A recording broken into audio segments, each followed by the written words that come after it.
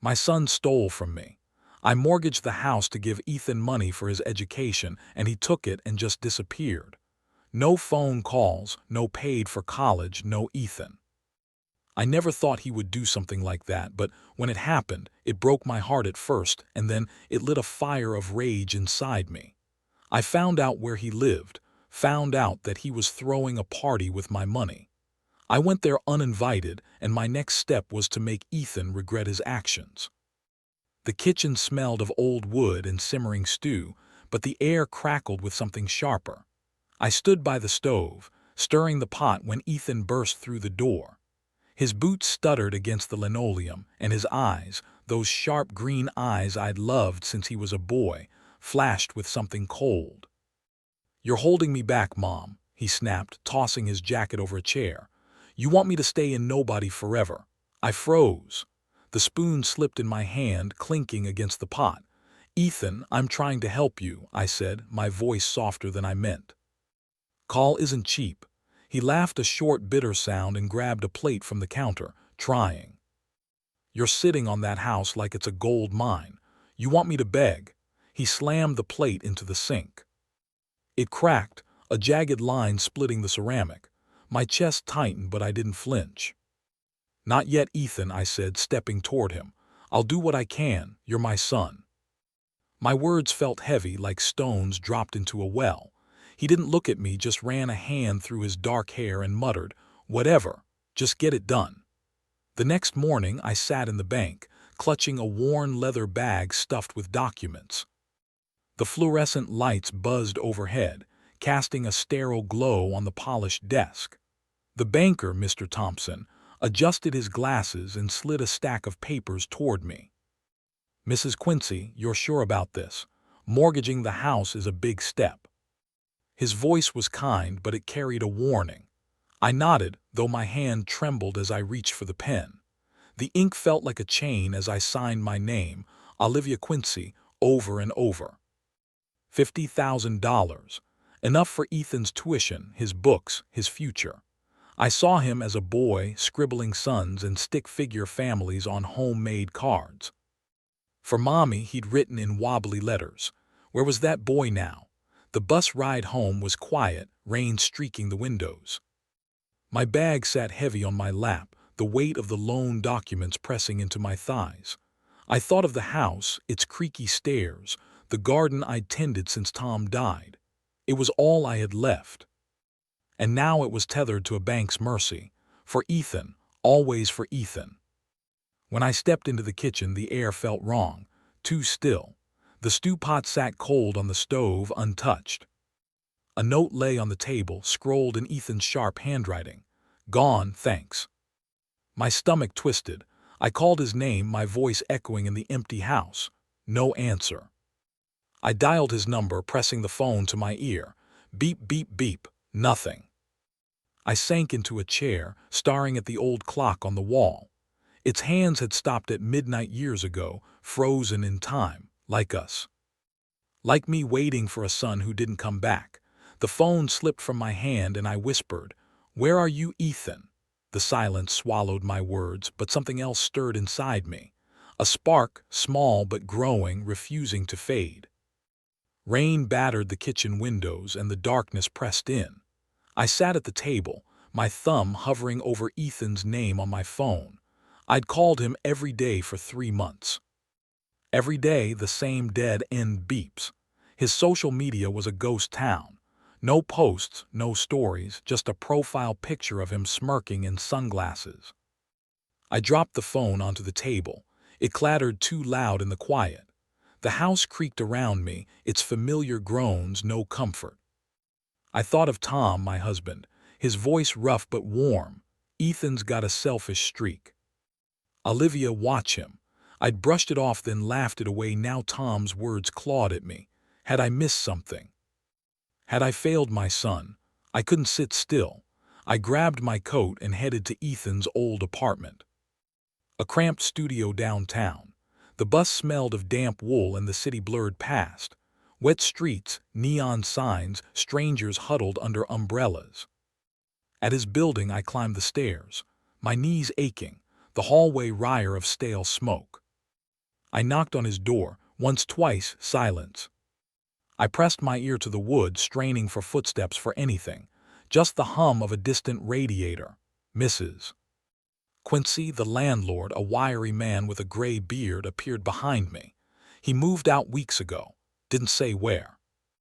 My throat tightened. I mumbled a thank you and left, the rain soaking my scarf. Back home, I rifled through Ethan's old things. A box of school projects, a soccer medal, letters he'd written as a kid. "I'll make you proud, Mom." One read, I traced the words, my fingers shaking. What had I done wrong? I wrote him a letter, pouring out my worry, my love. Halfway through, I tore it up. He wouldn't read it. The next day, I met Marta at a cafe. The place buzzed with chatter, the air thick with the scent of coffee and fresh bread. Marta sipped her latte, her bracelets jangling. "He's young, Olivia," she said, her voice gentle but firm. "He'll come around, let him go." I stirred my tea, the spoon scraping the cup. "He's my son, Marta. I need to know he's safe." My words sounded hollow even to me. Marta sighed, patting my hand. "You're too good to him, always have been." I left the cafe and wandered home, the rain heavier now. In my bedroom, I opened a drawer and found a photo. Ethan at 6, grinning, his small hand in mine. We've been at the lake, the sun warm on our faces. I clutched the picture, my chest aching. "What happened to you?" I whispered. The question hung in the air unanswered. I couldn't wait anymore. I pulled on my coat, the photo tucked in my pocket. I'd find him. I had to. The rain stunned my face as I stepped outside, my boots splashing through puddles. I didn't know where I was going, but I kept moving, driven by a need I couldn't name. At the corner, a cafe's warm light spilled onto the sidewalk. I ducked inside, shivering, and ordered a tea. As I waited, voices drifted from the next table, sharp and careless.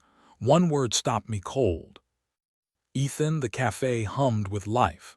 Clinking cups, laughter, the hiss of the espresso machine. I stood by the counter, my coat dripping onto the floor, waiting for my tea. The air smelled of coffee and rain-soaked jackets. I rubbed my hands together, trying to shake the chill when a voice cut through the noise. "Ethan's got a new Tesla." Can you believe it? It was Clara, a neighbor I hadn't seen in months, gossiping at a table nearby. My heart stopped.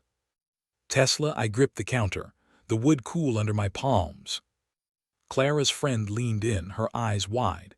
He said it was a bonus from work, guys living large. A bonus? Ethan hadn't worked a steady job in years. My money flashed in my mind. The house, the loan, the sacrifices.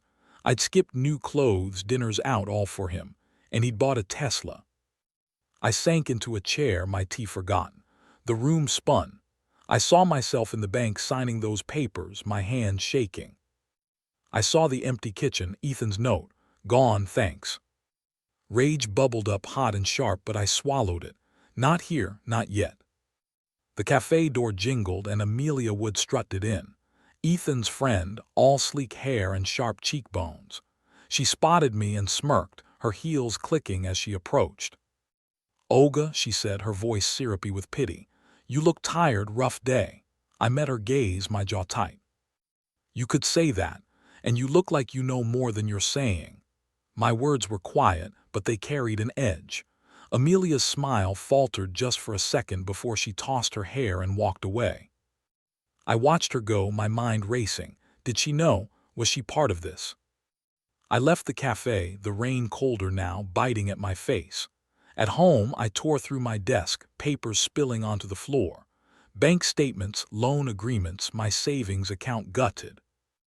I found the mortgage documents, the ones I'd signed for Ethan.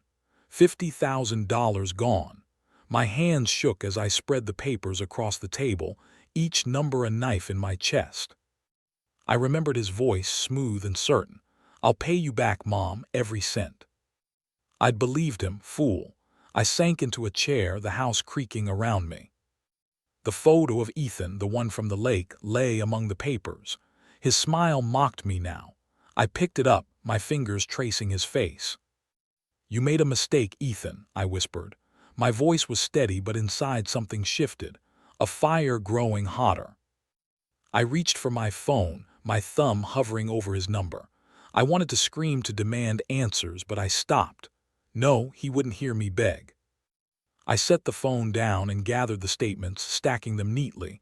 This wasn't over. I'd find him. I'd make him face me. The rain tapped the windows, steady as a heartbeat, and I knew what I had to do next. The living room was a cocoon of shadows, the only light spilling from a lamp that flickered when the wind rattled the windows. I sat on the sagging couch, a cardboard box balanced on my knees. Inside were pieces of Ethan, photos, letters, scraps of a life I'd thought I knew. I lifted a picture, its edges worn soft. Ethan at 5, clutching my hand at the county fair, his grin wide enough to swallow the sun. My fingers trembled, tracing his face. Where had that boy gone? I set the photo down and dug deeper. A letter folded tight, inked in his childish scrawl. "Mom, I'll make you proud." Promise? I believed him then, working double shifts at the diner, my back aching to buy him that red bicycle he begged for. I'd skipped meals to save for his school trips. Smiled through exhaustion when he brought home report cards. All for him, always for him. But there were other memories, sharper ones.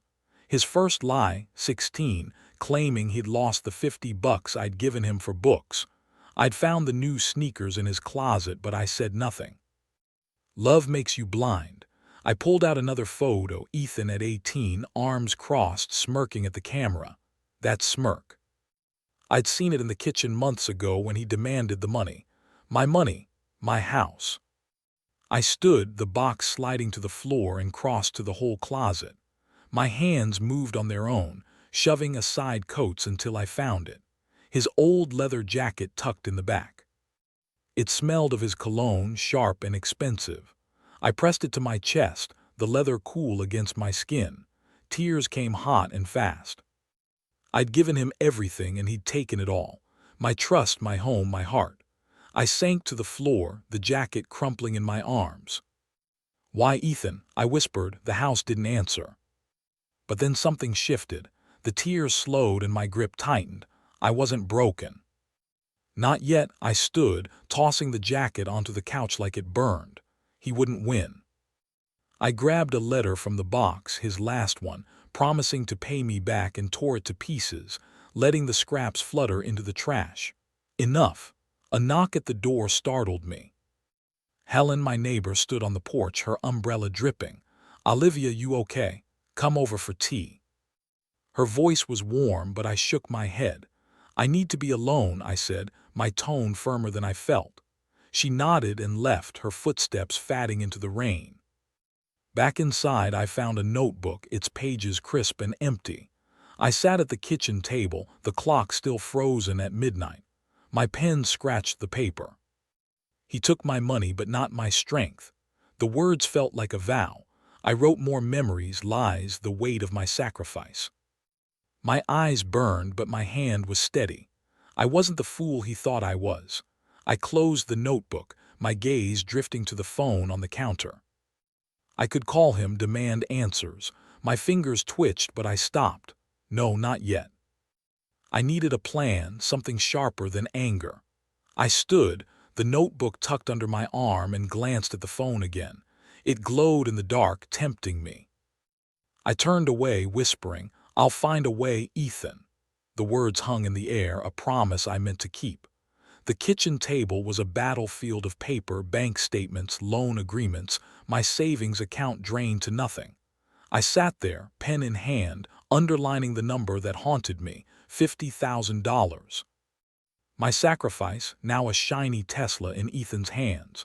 The room was dim, the bulb overhead buzzing like my thoughts. I flipped through texts he'd sent years ago. Promises of "I'll make it right." Mom, lies, everyone. I couldn't wait anymore. Mardia had mentioned a lawyer, Mark, who'd helped her with a dispute. I grabbed a scrap of paper and scrolled his number, my handwriting jagged. The phone felt heavy as I dialed Marta. "He's good, Olivia," she said, her voice crackling through the line. "He'll listen. I thanked her, hung up, and called Mark. His secretary booked me for noon at a cafe downtown. My stomach churned, but I pushed it down. No more hesitation. The cafe was alive with chatter, the air thick with espresso and fresh pastries. I sat by the window, rain streaking the glass, my hands clasped around a mug. Mark arrived, a man in his 50s with kind eyes and a gray suit. He slid into the booth, setting a notepad down. "Mrs. Quincy," he said, his voice steady, "tell me what happened." I started slow, my words catching on the pain. The house, the loan, Ethan's betrayal. My voice shook when I mentioned the Tesla, but I pressed on, laying out the numbers, the promises, the silence. Mark listened, jotting notes, his brow creased. When I finished, my hands were trembling, but my spine was straight. "I want justice," I said, the words solid as stone. He leaned forward, his pen tapping the pad. "You've got a case." He took the money under false pretenses. "We can file a claim, maybe more." His confidence sparked something in me, a flicker of hope. "It won't be easy," he added. "But you've got proof, use it." I nodded, my mind racing. I saw Ethan smirk, heard his cold laugh. He thought I'd crumble, he was wrong. We talked details, documents, timelines, next steps. When Mark left, I felt lighter, like I'd shed a weight I hadn't named. The bus ride home was quiet, the city a blur of wet lights. I thought of Ethan as a boy, telling me he'd be a doctor, his eyes bright with dreams. Had it all been a lie? I pushed the thought away. No more excuses. At home, I dropped my bag on the counter, the house creaking around me. My phone buzzed, a notification lighting the screen. My breath caught Ethan's name, a message after months of silence. My heart pounded, urging me to open it to hear him out. But my hand froze. What could he say? Another lie. I set the phone down, my fingers curling into a fist. I wouldn't fall for it. Not again. I turned away, grabbing my coat. I needed air, answers, something. The phone glowed behind me, its light sharp in the dark. I stepped toward the door, my resolve hardening with every step. The park was a gray smear of wet leaves and mist, the air sharp with spring rain.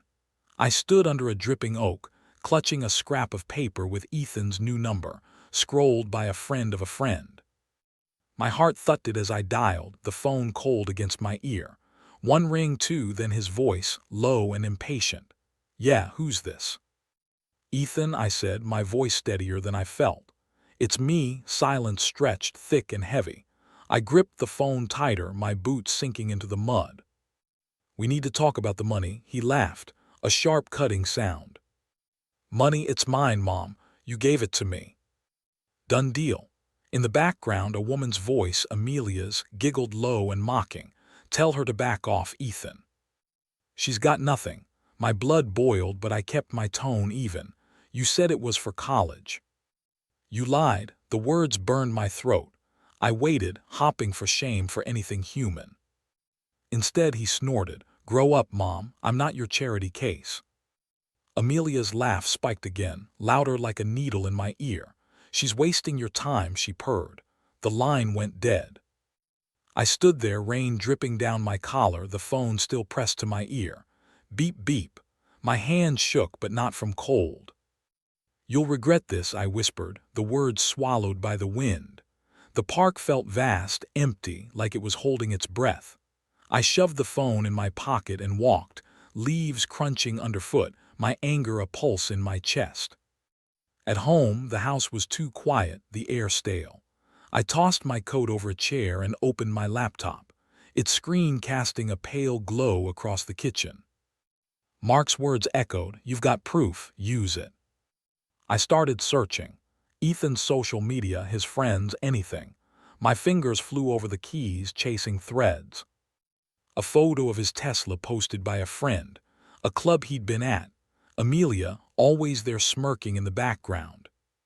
My jaw tightened. She was part of this, I knew it. I scrolled further, my eyes burning. Then I stopped. A post buried deep caught my attention. Something that didn't fit. My breath hitched. I leaned closer, clicking the link, my pulse racing. What was this? My hand hovered over the mouse, ready to dig deeper. The clock on the wall was still frozen, its hand stuck at midnight. I barely noticed. The screen glowed, pulling me in, and I knew I was close to something that could change everything. The elevator hummed, its mirrored walls throwing back my reflection, tired eyes, gray hair tucked into a neat bun, a folder clutched against my chest. I straightened my coat, the weight of bank statements and old texts grounding me. The doors slid open and I stepped into Mark's office, a sleek space of glass and steel in downtown Chicago. The air smelled of coffee and fresh ink, and outside the city buzzed under a gray sky. Mark stood to greet me, his smile warm but professional. "Aga," he said, gesturing to a chair. "You brought everything." I nodded, setting the folder on his desk. Papers spilled out, loan agreements, Ethan's promises, my emptied savings. My hands shook as I arranged them, each sheet a piece of my betrayal. He scanned the documents, his brow creasing. "This is solid," he said, leaning back. "You've got a strong case for fraud." He took the money under false pretenses. His voice was steady, like a lifeline, but we need more proof of how he spent it. Receipts, witnesses, anything. I swallowed, my throat tight. He bought a Tesla through parties. I heard it from people. My voice cracked and I hated it. I loved him. Mark gave him everything. And I stopped, my fingers digging into my palms. Mark's eyes softened. "My sister did something like that," he said quietly. "Took my parents' savings, ran off. It hurts, but you're doing the right thing." His words landed gently, a bridge between us. I nodded, blinking back tears. For the first time, I didn't feel alone. We talked strategy, tracking Ethan's purchases, finding witnesses, building a case. He handed me a list of contacts. Bankers, friends of Ethan's, anyone who might talk. "Be discreet," he warned, "he's slippery." I tucked the list into my folder, my resolve hardening. Ethan thought I was weak. He'd learn otherwise. As we wrapped up, Mark leaned forward. "You're stronger than you think, Olivia. Don't forget that." I managed a small smile, his words like fuel. I stood, the folder heavier now, filled with purpose. "Thank you," I said, my voice steady. Outside, the wind bit at my face as I walked to the bus stop. Rain speckled my coat, and the city's hum felt distant, like it belonged to someone else. I pulled out my phone, checking for messages. One blinked on the screen from Helen, my neighbor. "People are talking about you. Be careful." My stomach twisted. Talking about what? I reread the message, my fingers tightening around the list Mark gave me. The bus pulled up, its doors hissing open. I climbed aboard, the folder pressed to my chest, Helen's words looping in my mind. Whatever was coming, I'd face it. I had to. The street was slick with rain, the asphalt gleaming under flickering street lights. I pulled my scarf tighter, heading to the corner store for milk. Neighbors' houses glowed, curtains drawn, but their glances felt sharp. Helen had looked away when I passed her gate, her lips pursed. My chest tightened, Helen's message still burning in my mind. "People are talking about you." Inside the store, fluorescent lights buzzed, casting stark shadows on the aisles. I grabbed a carton, my boots squeaking on the tile. At the counter, two women whispered, their eyes darting to me. "She's the one," one muttered, her voice low but clear, trying to ruin her own son. "Greedy, they say." My cheeks burned, but I kept my head high, handing the cashier my money. The door chimed, and Amelia Wood sauntered in, her heels clicking like a challenge. Her smirk was sharp, her eyes scanning me like I was something to pity. "Olivia," she drawled, leaning against a display. "Stirring up trouble. Huh, Ethan's just living his life and you're out here playing the victim." I gripped the milk carton, my knuckles white. "You know what he did," I said, my voice low, steady, "and you're part of it." But the truth comes out, Amelia. Always does.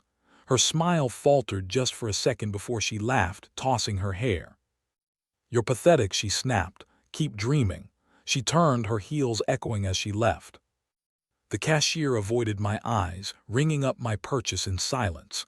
I left the store, the air outside cold and biting, Amelia's words stinging like salt in a wound. At home, I dropped the milk on the counter, my hands shaking. The house creaked its quiet await. I saw Mark's face, heard his voice. Rumors are their weakness. They're scared, he was right. Ethan and Amelia were lashing out, spreading lies to bury me. They thought I'd break, they didn't know me. I pulled the folder from my bag, its edges worn from handling. Bank statements, texts, proof of Ethan's lies. They were my armor. I sat at the kitchen table, the frozen clock staring down, and opened the folder. Each paper was a step toward justice, a way to reclaim my dignity. My phone buzzed. I hesitated, then answered. "Olivia," Mark said, his voice urgent. "I found something about Ethan's spending. You need to hear this." My pulse quickened. "What is it?" I asked, leaning forward. He paused, then said, "It's bigger than we thought." My breath caught. I clutched the phone, my eyes locked on the folder. Whatever Mark had found, it changed everything. The laptop's glow filled the kitchen, casting long shadows across the table. I scrolled through Amelia's social media, her posts, a parade of glitz, clubs, designer bags, Ethan grinning beside her. Then I saw it, a photo of a loft, string lights crisscrossing the ceiling. Caption, "Party of the Century." Tonight my heart raced. Ethan's party, my chance. I grabbed my phone and dialed Mark. "Olivia," he answered, his voice crisp. "You saw the post." I nodded, though he couldn't see. "It's perfect," he said. "Show up, gather evidence, or confront him publicly. But be smart. They're watching you." "I will," I said, my voice firm. I hung up and opened my folder, pulling out bank statements and screenshots of Ethan's texts. The printer words spitting out pages, my record of his betrayal. I stacked them carefully, each sheet a weapon. My hands trembled, but not from fear. This was it. I paused, a memory flickering. Ethan at 8, clinging to me during a thunderstorm.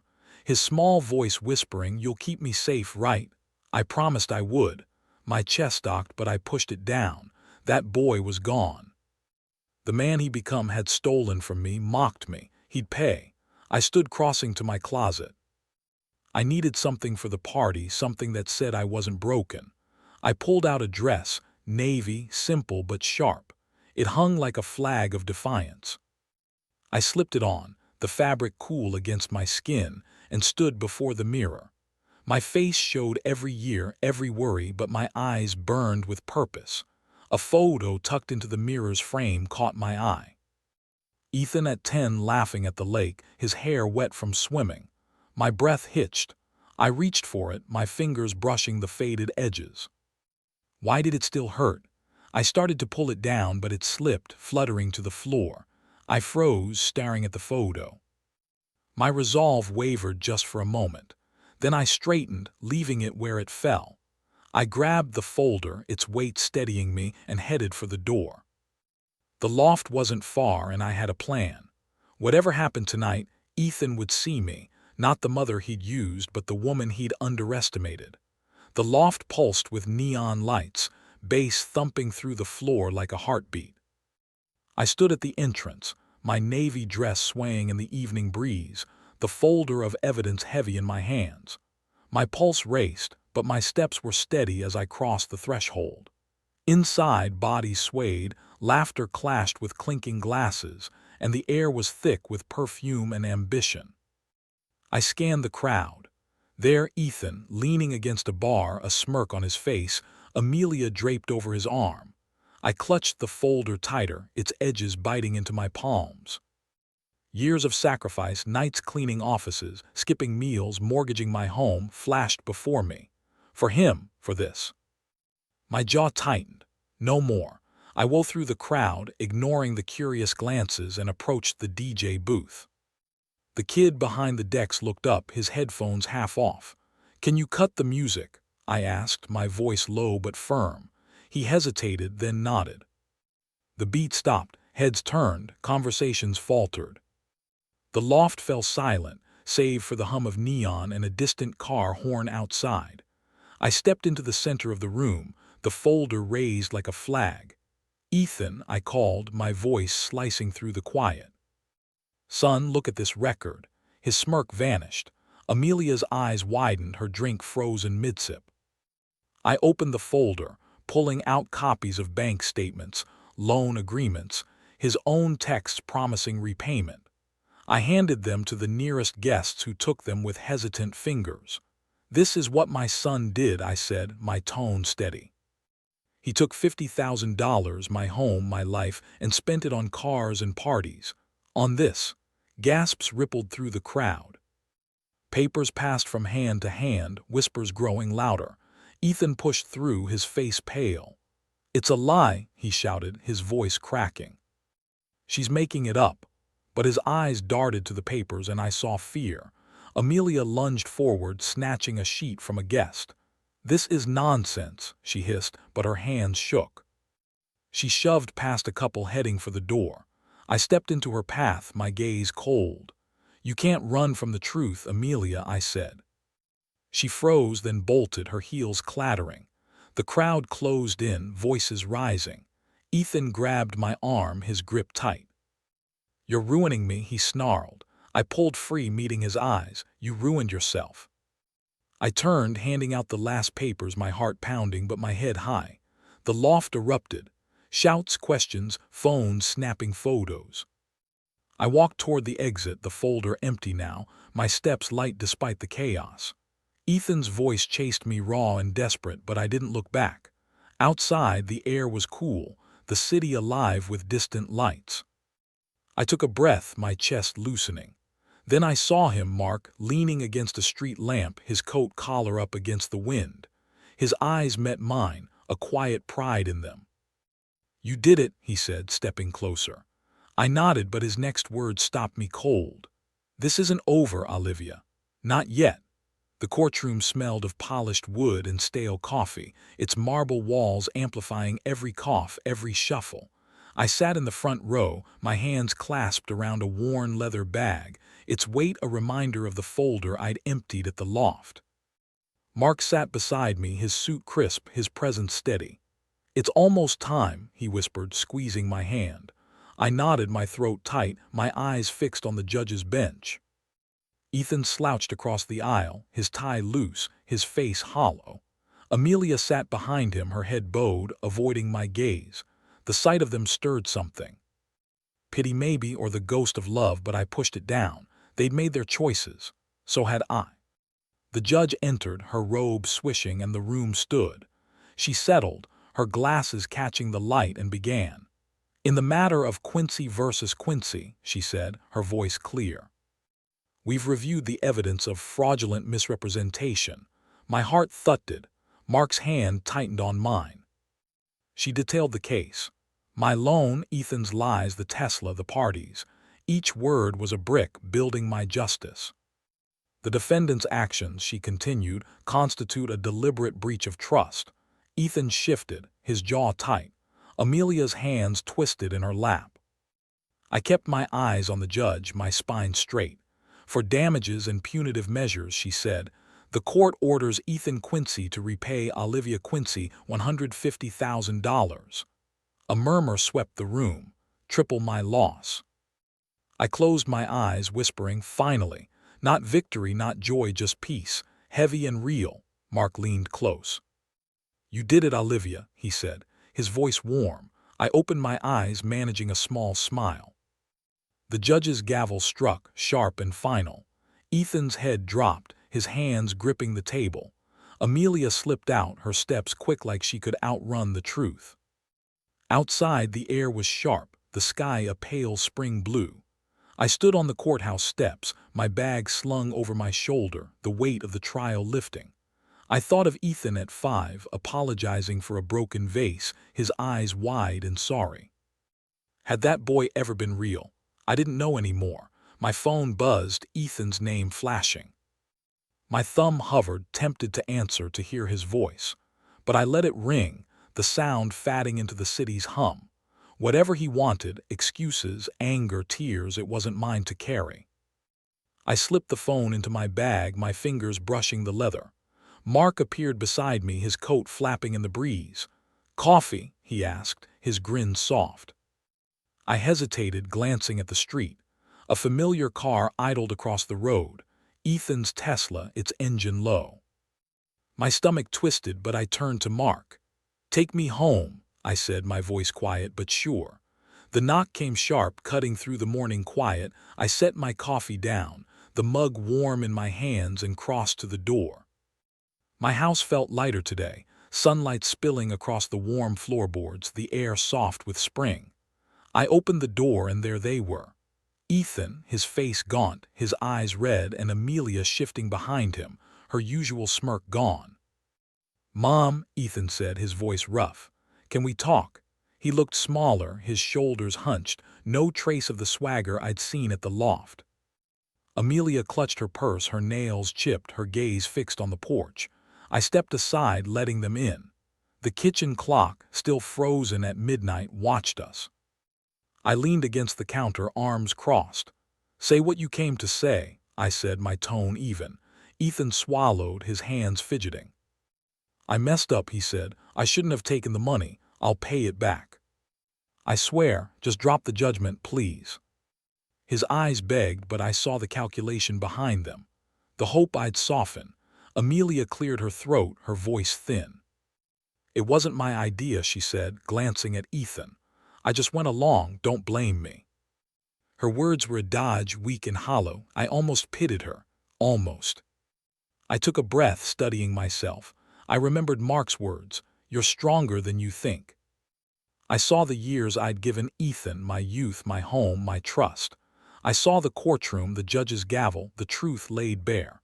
"I gave you everything," I said, my voice calm but firm. "You took it and spat in my face. I choose myself now." Ethan flinched, his mouth opening, but no words came. Amelia's eyes darted to the door like she could escape her shame. I pointed to the exit. "Go," I said. They shuffled out, Ethan's head low, Amelia's steps quick. I closed the door, the click loud in the quiet. It felt final, like a lock turning on the past. The doorbell rang again, softer this time. Mark stood on the porch, his grin easy, a paper bag in hand. "Bro," he said, stepping inside, "figured you earned a treat." I laughed, the sound surprising me. Light and free. We sat at the table, coffee steaming, the house warm around us. "You're starting over," Mark said, his eyes kind. "What's next?" I sipped my coffee, the bitterness soft against the sweetness of the moment. I didn't have an answer, but for the first time that was okay. I stood, carrying my mug to the window. Outside, the street was alive. Kids biking, trees budding, the world moving on. My lips curved, a faint smile. The future was mine, and I was ready to meet it.